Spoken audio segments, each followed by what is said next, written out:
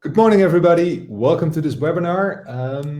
Before we start, just a quick sound check. Can everybody maybe sort of let us know via the chat function whether we are, so that you can hear us well and see us well, of course. Yeah. Okay, Great. well, it seems to be working both, all good. Matthijs, can you maybe say something sure. so that we... because we are in a bit of a different setup for the viewers who have been participating in our webinars earlier on. Unfortunately, I got a case of COVID last weekend. Matthijs didn't want to have me next to him for obvious reasons. I'm almost out of his isolation, but I think just to be on the safe side, we decided to go remote for this webinar. So I'm kind of missing you, Matthijs, next to me. Same here. We'll have to make it. We'll make it work. Again, welcome to this next series of webinars on driving growth with innovation. In the past 2 years, we've run 3 series of webinars covering a range of key innovation topics. In the upcoming summer, we decided, very topical, to do kind of a rerun of some of them, the ones that were quite well received. And we're going to start with the one on disruption. It will, however, not be an exact copy. Otherwise, we could have directed you to our website where you can see all our webinars on demand. Because compared to the 2020 version, we included some new insights that we've built over the past 2 years and also some interesting cases from our own practice. And before we move on to that, let's go back in time a little bit, 26 years to be precise. Yes, exactly. Since we're talking about disruption and cases of disruption, just want to take you back to 1996, where which was the end of the VHS period. Maybe some of you might remember it. In Taiwan, Sony and in the US, Pacific Digital Company were working on the development of the DVD player as a replacement. And actually, in 1997, the first DVD players came to market in the US, and was only in 7 major cities in the US, so it was very limited. And DVD player at that time cost over $1,000 or something like that. And actually watching movies on your DVD player wasn't very easy because there were a lot of fights with film companies, but the rights of films, and so there was actually a lack of distributable movies, and that basically held back the widespread adoption of the DVD player. So obviously at that time the movie rental business was thriving. There were thousands of rental stores in all over the world, and especially in the US, and each had thousands of customers, and they had mega marketing budgets and ran on very efficient processes. And profits were high, and that was basically also because they were imposing sort of late fines on late returns. You might remember if you brought back your VHS cassette and you had to pay a little bit extra for the for the time you slacked on bringing it back. And as a matter of fact, most of the profits of these companies were actually depending on it. And then we saw in 1997 there was a small company that was founded in Scotts Valley in California that actually focused entirely on the growing popularity of the DVD player. So basically banked on that development, and it really was a market aimed at, let's say, real movie fans or film fans who were willing to pay a lot of money for, higher quality, better sound quality, better picture quality. And they sort of accepted, the restricted availability of movies. And they were actually, you could sort of rent a DVD or buy a DVD, which was then sent by mail. So it was purely a mail order business. And because there were no physical outlets, the service wasn't really visible. So really, it was sort of a service targeted at sort of serious movie fans, so people who were sort of taking the not so user-friendly experience for granted, because it was not so easy to pick up movies, to choose them, and so it was really for the what we call the movie buffs. But slowly and surely, after a few years, you saw the service sort of starting to catch on, and the number of customers would increase, and the traditional rental companies at that time didn't really see a threat in the new company. It was, VHS was clearly the market leader, and but however slowly the service became more and more mainstream. Then if we fast forward a little bit into 2000, there was at that time Blockbuster was the sort of the dominant player in the VHS rental market. And at the time, the CEO was John Antioco, and then he received a visit from the founder of the DVD mail order at his Dallas office, and he actually proposed a partnership, and he was looking to sort of leverage the fact that a Blockbuster had many outlets, many physical outlets. And it would be a great place to sort of market the DVD business. And then, since they built up such a good online presence, they would then promote Blockbuster online. But John wouldn't want to hear any of it, and he actually shooed him out of his office. Then fast forward another 10 years, and Blockbuster was for sale for $290 million. They went bankrupt, and the other company, and you might have guessed it, was a company called Netflix. Is now worth actually it says $61.6 billion, but I think when I checked the other day, it was over $80 billion in market capitalization, with over 200 million paying users. So you understand this is all about how Netflix disrupted the market for VHS rental companies, and its founder Reed Hastings is now sort of being hailed as a hero, and our friend Antioco has been seen as a loser. But this is sort of a classic story of disruption, which we just wanted to start off this webinar this morning. Yeah, and so I think in the end the webinar is basically about how not to become a loser, isn't it, Exactly. Matthijs? That's I think the point you wanted to make. Just to introduce ourselves, I think some of you have already participated in previous webinars, so you may be familiar with us. My name is Mark Dauma, partner, co-founder of RevelX. Matthijs, normally sitting next to me, now sitting on my screen opposite of me. Colleague partner Matthijs. We will be your host for this webinar. As always, we have our commercial chief Rob Nouwens behind the controls. He is always active in the chat. He's going to make sure everything runs smoothly today. Just briefly about RevelX, we're a boutique consultancy firm. We help our clients to realize growth through innovation, and also basically to fend off disruptive threats that many of our clients are facing. We work for large corporates as well as smaller scale-ups aiming to grow further, and our team has a vast experience in a range of industries.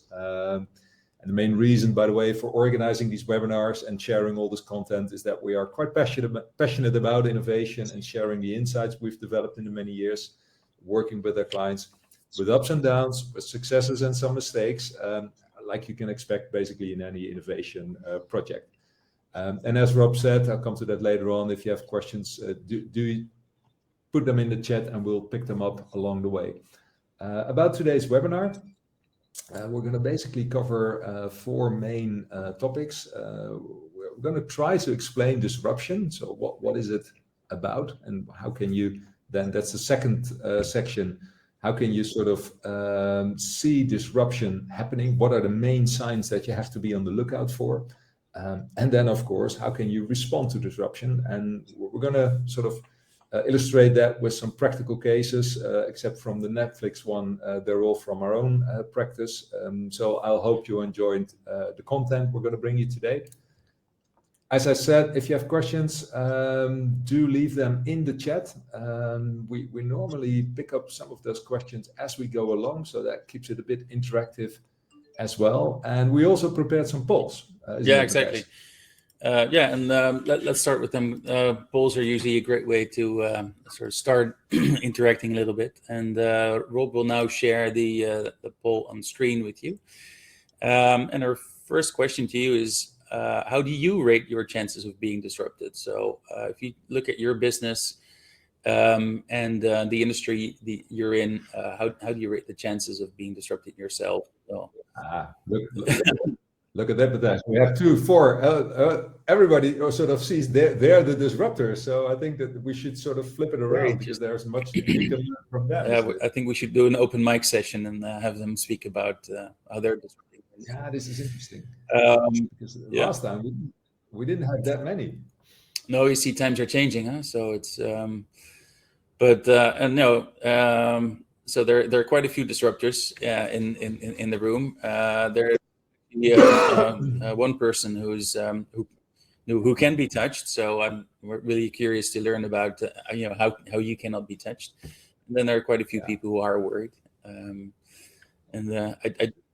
Yeah, and it might be interesting for those people who have answered that they are the disruptor. If you can just briefly type the background of your business or why you are the disruptor, that gives us a bit of feel for the kind of disruptors that we have amongst us. So you can use the chat for that, and if it's still secret, we appreciate that as well, of course. So, let's say that about 60% of you are at least somewhat worried about being disrupted, and then and the rest is in the home stretch. So yeah, interesting. Yeah, it's interesting, and that sort of brings us to the some of our own statistics. By the way, I think you may know that we have introduced the innovation readiness benchmark. We did that in 2018.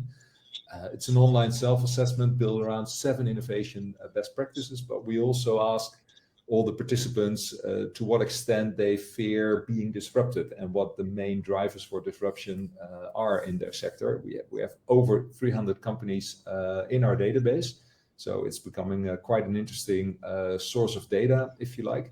And when we take a closer look at the some of the numbers on disruption, and I said more than 300 companies, only 17% does not think that they are at risk of being disrupted. So that's a relatively small portion, and that's a risk assessed on a 1 to 10 point scale. So this is 4 or lower. About 29% thinks, well, we're not quite sure on that. It's like a 5 or a 6 on a 10-point scale, and we have I wouldn't say a whopping, but quite a substantial 40 or 54% of the companies who rate the risk of being disrupted as 7 or higher. And when we take a closer look at that 54%, 45% of them does not have a good understanding of the future innovations that can disrupt their industry. So they fear being disrupted, but they just don't know what innovations is going to drive that. And another 54% does not have a well-defined innovation strategy, which is also quite surprising because I would say if you fear being disrupted, you better have a good innovation strategy in place, isn't it?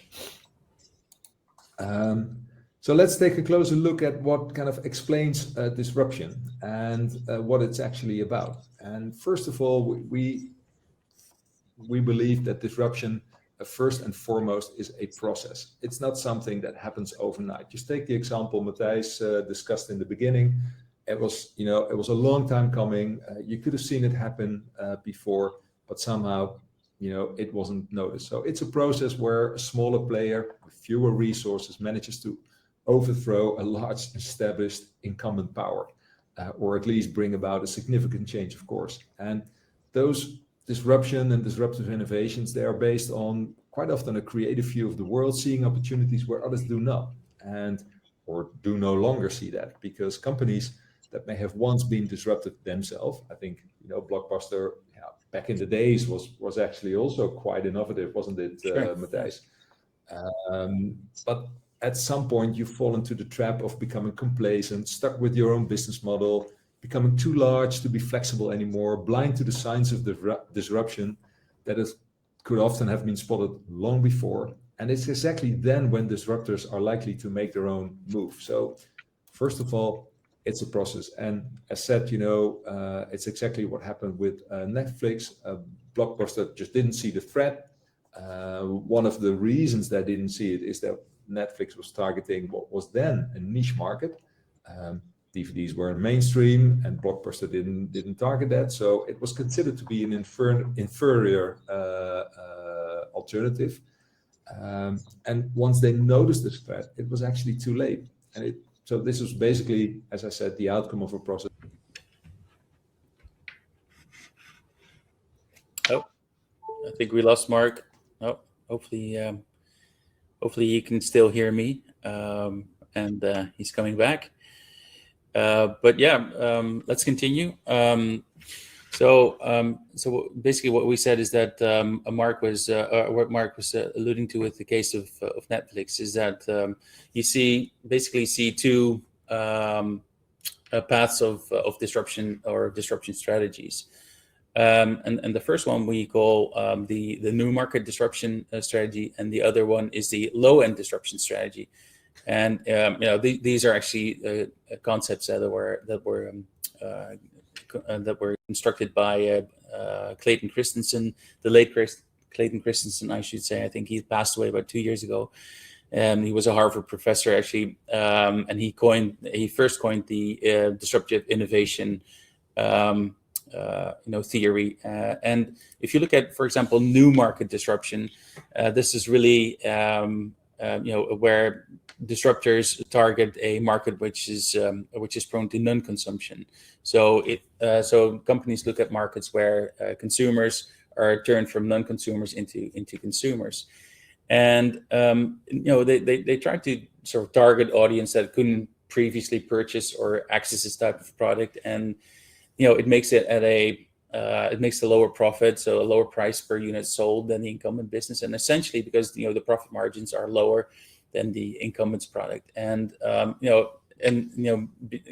being the fact that the incumbent is not really motivated to sort of fight the entrant for market share. This is very much the case of Netflix and Blockbuster, and these sort of new market disruptors, they provide a service which has a sort of a lower perceived performance to existing customers, but has a higher performance for non-customers. Again, if you look at the case of Netflix, people who are sort of willing to take the risk of, or actually the hurdle of, buying or renting a DVD, which was then sent to your home a couple of days later, is obviously something different. Just go out to a rental store and pick up a VHS cassette. So that's the first one. The other angle or the other strategy is what I call the sort of the low end disruption part. And low end disruption is very much about providing a product that's just good enough for the less demanding customers, and then move upwards.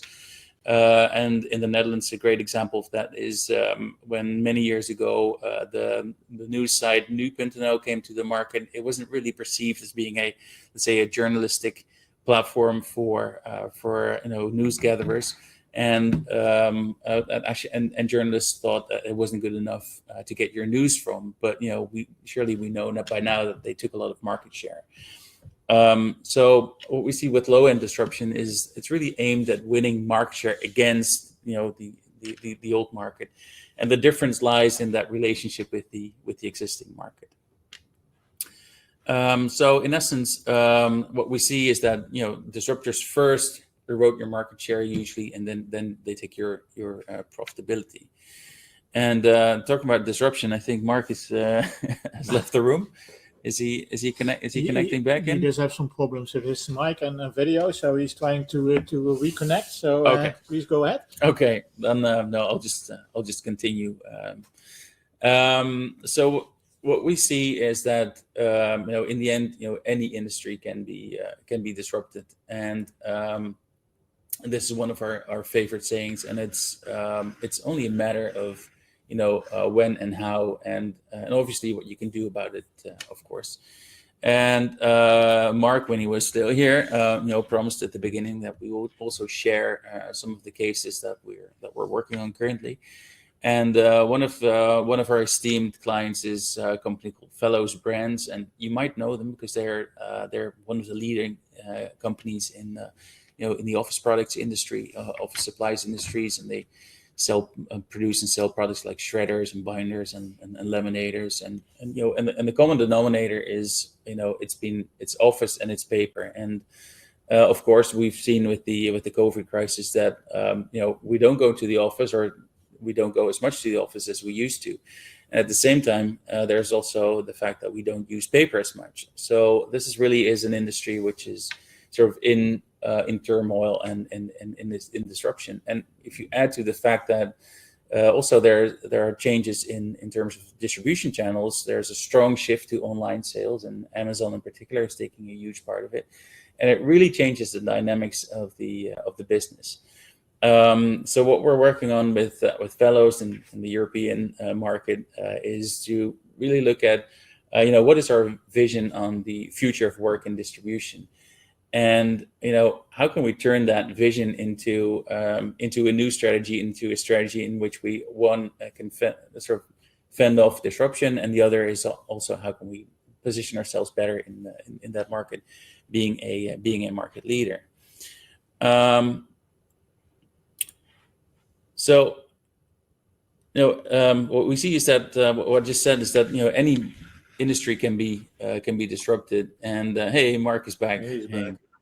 Yeah, sorry for this. Go on, Matthijs. Okay. Well, anyway, so we're now at a section of what we call megatrends. So earlier I said that any industry can be disrupted, and it's just a matter of time. It's just a certainty. And when we look at all of the sort of the big trends facing our world, you should always be aware of how these trends can disrupt your industry and our business. We see changes in how consumer markets are made up, how capital flows to new markets, and drives new demand. But that's also at the same time, you see this political turmoil, such as currently in Ukraine and Russia, having a negative impact on consumption. And all of those sort of big trends have impact on how people consume and how you should conduct yourself in the business.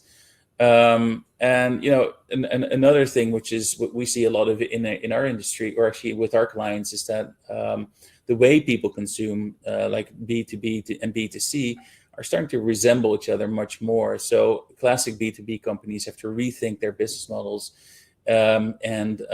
especially when I just talked about fellows brands with Amazon. It really requires to think about how you go to market and how that impacts your business. And obviously then and lastly the effects of COVID-19, if the COVID-19 and counting, really impacts markets from very, very many different angles. And no matter what industry you're in, you're bound to see some impact. Anyway. It's even impacting this webinar, Matthijs, as we just saw. Although there was also kind of a technical disruption I was dealing with. Apologies for exactly. Well, good to have you back. So what we're calling up on smart businesses to really take these megatrends into account and really think about how they impact your business and how you can use them and maybe even benefit from them in these challenging times. If we just go to sort of another practical case, which we are working on currently, is one of our clients, KLM, which I think we all know. I think there's a big part of the people in the audience are Dutch, so we all know how KLM was affected by COVID-19, and really obviously when in the world in lockdown, there was no need for air travel, and being a huge company and such a sort of a Dutch icon, KLM was then saved by the government, and it wasn't without consequence, obviously, for the organization. A lot of people had to be let go, and it really had a big impact on operations. And now as we see air travel picking up, and obviously also with its issues, let's just put it that way. We have to think about how you're going to restore the operations without sort of hiring back the same number of people you had before. So we're really working with KLM just to see how can we use smart technology to sort of regain operations, but also make the airline, let's say, more efficient, more customer friendly, and also being able to respond to more demanding regulation and sustainability. So we're together with KLM, we're working on a technology innovation hub, which basically enables the airline to become the most cost-effective, sustainable, and customer-friendly airline by leveraging the power of technology. So really, sort of those megatrends in the industry affecting businesses and having to find answers for them. And if you then, in addition to the mega trends that Matthijs just presented, we also often see, irrespective almost of the industry that we're working in, a number of generic business trends that apply to many industries that often act as a catalyst for disruption. Apologies. That's that COVID kicking in. Most of these trends that we've, COVID is sort of the aftermath. I'm quite okay. It was just a mild case. But most of the trends listed here, they kind of speak for themselves, and I think everybody recognizes the importance of circularity, autonomy, robotization, production on demand, servitization. We see that in many industries, and then the question is, how are you going to deal with them if they are going to lead to fundamental shifts in your own business model, especially when some of those trends occur simultaneously, because often it's not just one trend. Quite often you find yourself back in kind of a perfect storm, which you can see as a threat, but I think you can also look at it very much as an opportunity. And take our customer PON, for example. We've had the pleasure working with them in the past half year. Highly successful Dutch company. Most of you will know it as being the importer and distributor of Audi and Volkswagen. But they're also operating a significant equipment and power business, which includes, among others, the well-known Caterpillar products, highly capital-intensive products that are traditionally owned or ran by companies who use them. Think of building companies, basically large industrial companies, harbors, and so on. And what we see here is that the future business model in this industry is very likely to change significantly as a combination of, as a result to a combination of the trends we just looked at. First of all, equipment will become connected, and that will offer room for data-driven service models, preventive maintenance. But the next development will be that we will see much more autonomous equipment, as you see, by the way, in the car industry as well, and potentially even autonomous work sites, which will be safer, more efficient, more sustainable. And that will then create opportunities for fundamentally different business models that are more usage instead of ownership based, and that may be focused on delivering a defined output. So you're not delivering a piece of equipment, but you say, well, basically we're moving earth as a service instead of selling an excavator.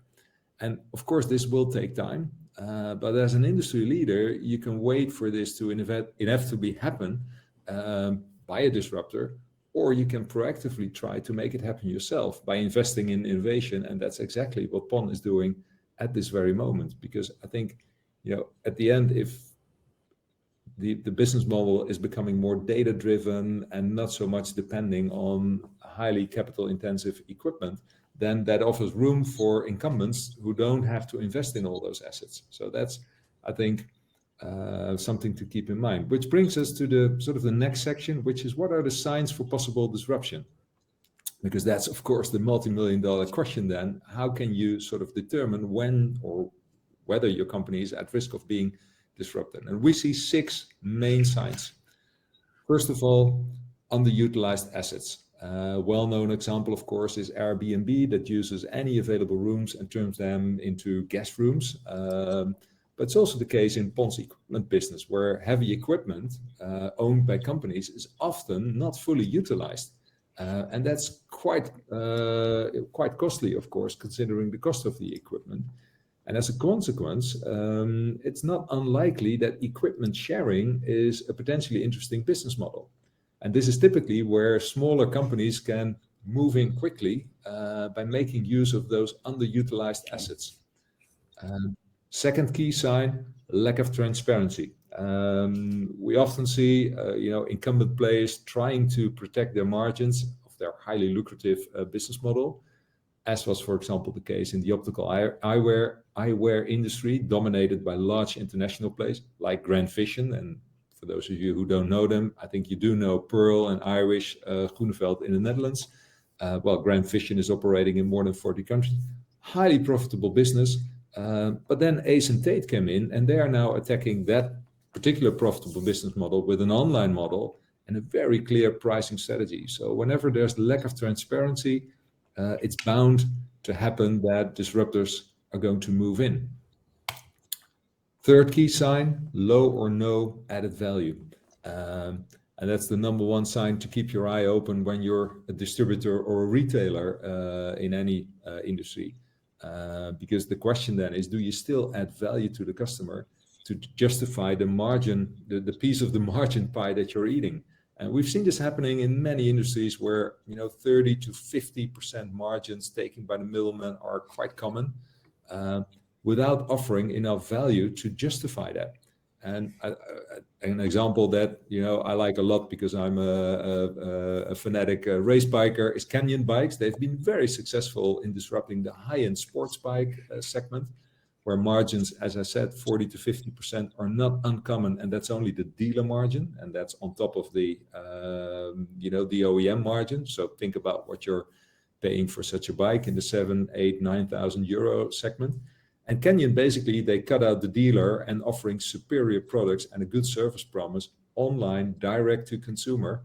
And that was, I think, quite a disruptive move in that industry. And they built a 200-300 million business out of that in relatively short period of time. Which brings us to the without a struggle, and it also took them a bit of not without a struggle. Yeah, exactly. So if we move to sign number 4, is a fragmented product offering. So if you're in a sort of a very fragmented business model, there will be companies sort of waiting to bundle your offerings to generate new value, and I think Amazon is really key in doing that. They really excel at that. They made a business model out of that, and they bring whole categories of products together, and they provide a one-stop shop for them. And actually also the other way around is possible as well. If you just look at a fragment of a total product offering, you can also be quite disruptive in an industry. If you take the Nest thermostat as an example, we do a lot of work in the heating, ventilation, and air conditioning space for clients like BR Thermia. I think they took quite a bit of spotlight in some of our other webinars.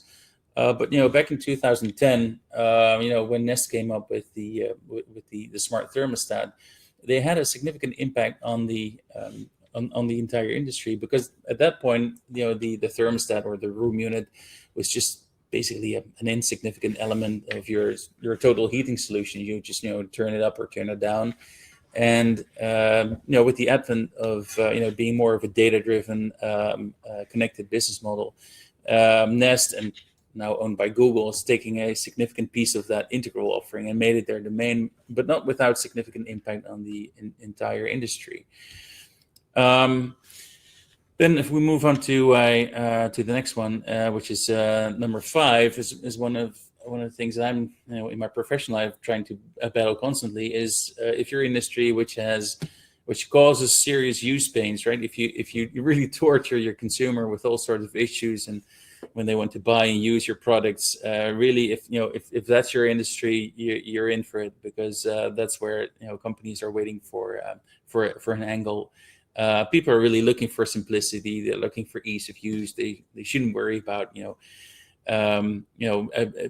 buying or using your products, and you should worry about actually basically every extra click that you add to either a sign-up process or a buying process for any of your products. And if you look at Booking, for example, Booking.com, back in the days we had to go to a travel agent to buy an airline ticket, and it's nowadays that you just sell it online, and it's instantly, and you can see the prices change minute by minute. And if you want to buy a ticket to New York, it's just a couple of clicks and you're done.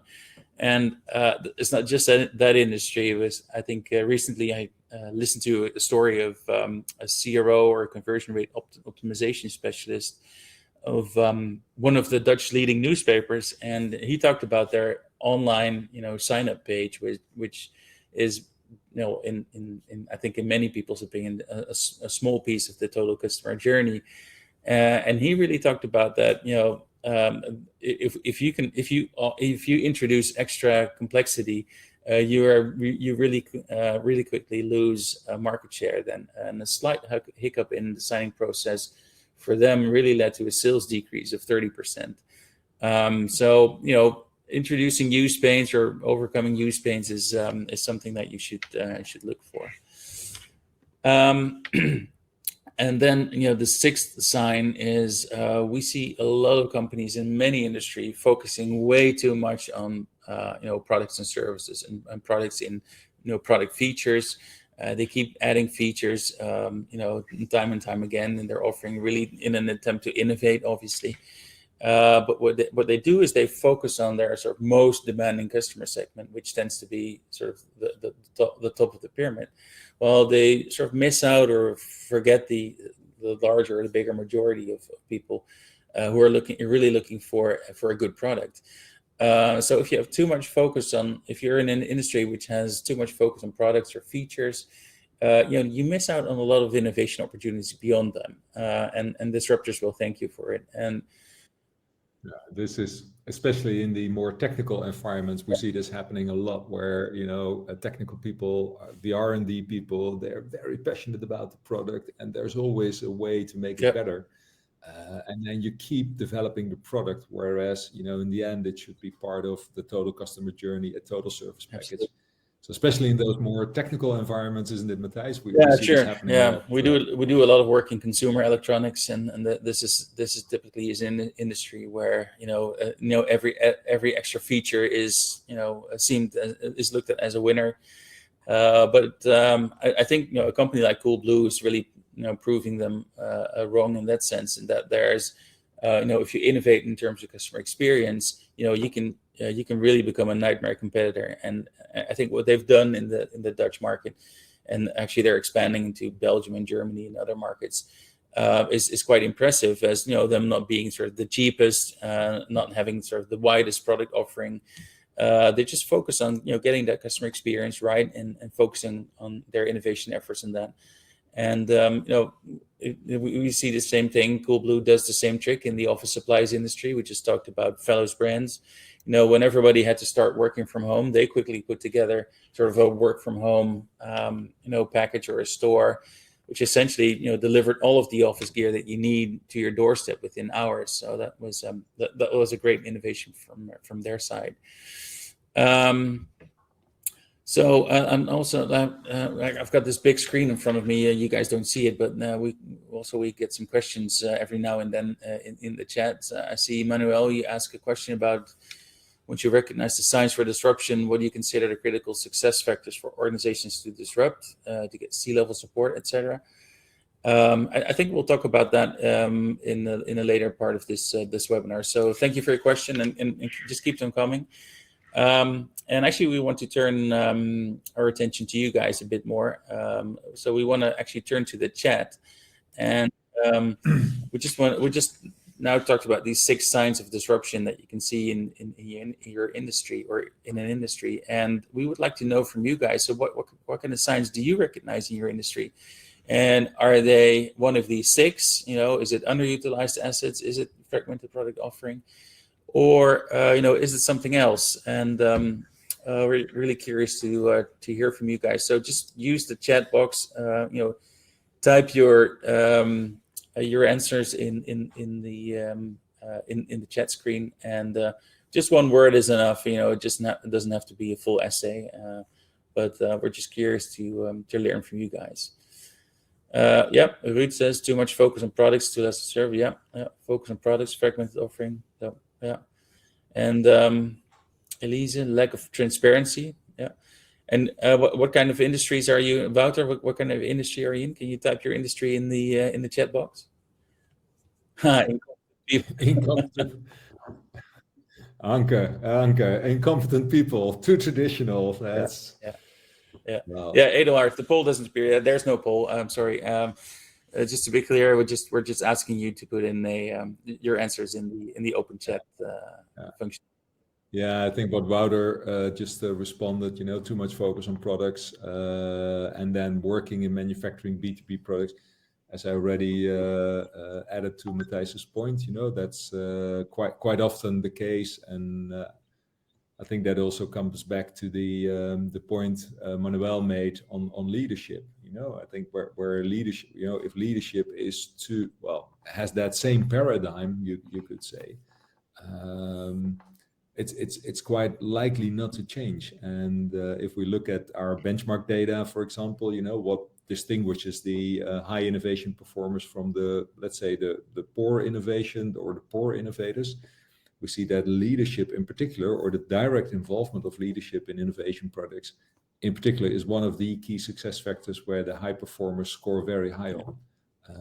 So to come back on your point, Emmanuel, I think that's exactly something that you really need, in times of disruption, or when you're at risk of being disrupted. If leadership doesn't recognize it and just keeps focusing on the short-term, day-to-day business, and as Anke said, not having an innovation strategy, so everybody stays doing the same thing. Well, there you go. You keep focused on delivering short-term results and not thinking about that's a nice segue into one of the next cases that we wanted to discuss, which let's move on to that one. Good. So it's actually a piece of work that we did with a company called Van der Lande, which is one of the let's say one of the larger Dutch family-owned companies. Actually, they're now sold to Toyota Industries, based in beautiful Veghel in North Brabant. So Anke, quite close to where you live. Van der Lande really is sort of the world market leader in material handling solutions. So in airports, they do baggage handling. They have baggage handling systems. And when we just talked about signs of disruption, if you look at an airport in general, they have a lot of sort of underutilized assets, and that is, I think, that's a trend for many of the airports, is that most of them are leading. I think 75% of them are in a loss-making situation, and some are really facing crippling losses. Van der Lande, as being a market leader in baggage handling systems, requiring airports to invest many millions of euros or dollars into those solutions. It really required us to sort of rethink, how to sell those capital-intensive solutions to capital-lacking players. And we looked at that sort of underutilization of baggage handling solutions, and we actually, a couple of things came together, and one of them was the development of automated guided vehicles. The other one was sort of the rise of the pay-per-use, or the as you pay as you use them kind of business models. And putting them together, we came up with Van der Lande with the fleet concept, which basically replaces the traditional conveyor belt solutions with automated guided vehicles, which would then transport suitcases from through an airport on a piece-by-piece basis. And that really, if you couple that with a smart, flexible payment solution, really was a solution for those loss-making airports, and really is an innovative play for a traditional player like Van der Lande. But I think to their benefit, they really were at the right time of rethinking those business models and smartly combining technological and business model developments into a new proposition. So and then the question is, as said, how to respond to disruption, because at some point, disruption will hit your industry. As we already said in the beginning, any industry can, and we always say, will be disrupted. You now kind of know what are the key trends that drive that, and the signs that you have to keep an eye on.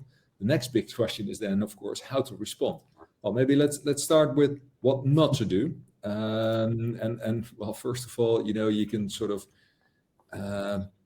find yourself back in a process of mourning, and we recognize that accepting that your traditional business model is no longer valid is often not easy. People become almost emotionally attached to that. But hey, that's life, and you better deal with it quickly at some point, because if we see a lot of managers going through kind of a grieving curve of denial, anger, negotiation, and so on, and that takes time, and it's often time that you do not have. Second thing we would not recommend is kind of a legal or societal response. It's to attack the disruptor, start legal procedures.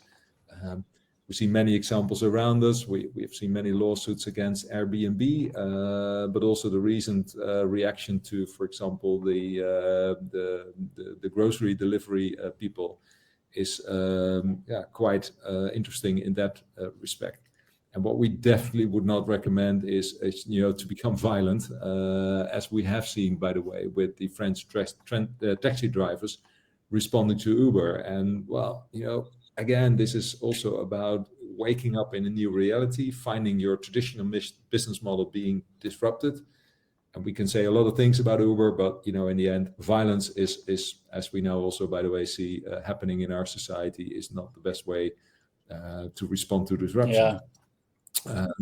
So it's better keep calm. I'm sorry. Yeah. So it's indeed, that's our mantra is always sort of keep calm, as I think fear and anger are generally bad counselors for in any part of life. So don't get caught up in the emotion. And obviously, as Mark said, it's easy to get emotional. We see this in many of the business industries that we're working. But you should take matters into your own hands. And I thought it was quite interesting to see from the poll that we had quite a few, actually a few disruptors in our midst this morning. So our mantra is just keep calm and disrupt, and take matters into your own hands. And how can you do that? Well, obviously, one of them is if you're not a disruptor yourself, if you're I think Anke mentioned in the chat just a few minutes before, if you're in a very traditional industry, it's just to become a platform for disruptors. So just basically open up your doors to disruptors, give them access to the resources you have, and work with them. And it's often the case with startups. Startups are always vying for access to markets, contacts, distribution networks, and etc. So if you can embrace them and give them a place in your business model, it's surely it's an interesting way of sort of combating disruption from their end. I think Jumbo, the supermarket, is doing the same thing with the gorillas, the delivery guys. So the other approach is really sort of acquiring a disruptor. So if you see somebody in the market which you think might be threatening your business, why not try and buy them? It's an interesting strategy, and it can easily provide you with new value. And obviously, a disadvantage that you have to take into account is that as these are often startup businesses, there are cultural differences, and sometimes that stifles innovation. And we actually have seen that in our own practice. That while we're working with Excel, the international bicycle group, and Mark just explained that he's an avid biker. So this was one of our dream clients a couple of years ago. When we're working with Excel, we set out to acquire a startup called Beeline Bikes, which was sort of a last mile service provider who facilitated the purchase and servicing of bikes mainly through the web. And they were really a key enabler in Excel's online direct sales model, which was quickly winning ground in the US and basically offsetting the problems they had in their traditional markets. And the acquisition of Beeline put them at least in a winning position at that time. And then the third approach, obviously, and I'll get back to you, Andre, in a bit, because you're already highlighting the fourth approach, by the way, in the chat. The third approach is to basically copy the disruptor, and which in some cases can even be done by joining forces with them. We've all seen the massive debates. I already mentioned them in the groceries retail, where companies like Flink and Gorillas and Zep and Getir, and they're all trying to disrupt the market with the promise to deliver groceries within 10 minutes. I think nobody has ever made money out of that yet, but there are basically also too many. So far, it does not seem to be an economically viable business model, and the incumbents are not very keen to step into that. Yet they do fear the competition, and I think it does cater for the demands of a new customer group, younger people, millennials. And so at a certain point, Jumbo decided that they basically need to offer this to the customers in response to that changing behavior. Yet they did it very cleverly by joining forces with the Gorilla instead of for the actual delivery, instead of building it all by themselves, which is, as we, I think, can all imagine, a very costly effort. And recently, by the way, they announced that they will also take a stake in Gorilla, so they may even opt for approach number 2, which is actually to buy a disruptor. And then, of course, Andre, the last one, and you already pointed it out correctly, is well, you can also aim to become a disruptor yourself. And I was thinking about your point about the emotions, Matthijs. We were having a meeting a couple of weeks ago with one of our clients. I won't mention the name. And the CEO, he was actually quite emotional because, you know, they were being attacked by let's say an inferior competitor, at least from a product point of view, but they had services and connectivity announced. They basically claimed the domain, and I said, well, you seem to be quite emotional about it. And he said, well, I'm not emotional, I'm just being pissed off, which is a specific kind of emotion. It's quite a stormy. And I think that's exactly the point, isn't it? That, you know, if you're a leading player, you know, you always need to be on the lookout for how can we disrupt our own business. How can we become a disruptor ourselves? And Van der Lande did so with, I think, a fundamentally bold move by moving away from conveyor-based systems into automated guided vehicles, which is fundamentally different from what they've ever done before. And that really requires there was a lot of emotion in that case as well. People really thought about that. Well, that's the end of conveyor belts, and you know, if you spend most of your life in that, that's quite a change. Yeah, and if you spend 30 years developing that, you know, it's hard to say goodbye to that, isn't it? And that, you know, to become a disruptor yourself, you basically have to start with what we call a clean sheet of paper, design your business model from scratch, and then factor in all the strengths that you have as an incumbent player. Because let's not forget, you know, there are a lot of advantages of small, nimble players, startups, scale-ups, and so on.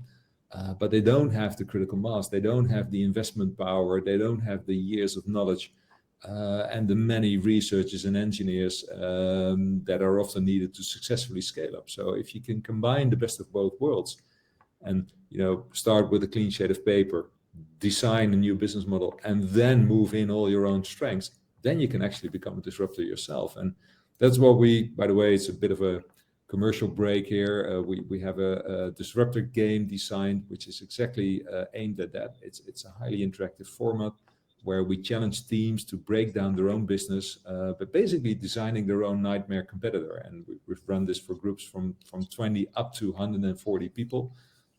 It's really fun if you do it in such a big group, because then you get a bit of a competition as well.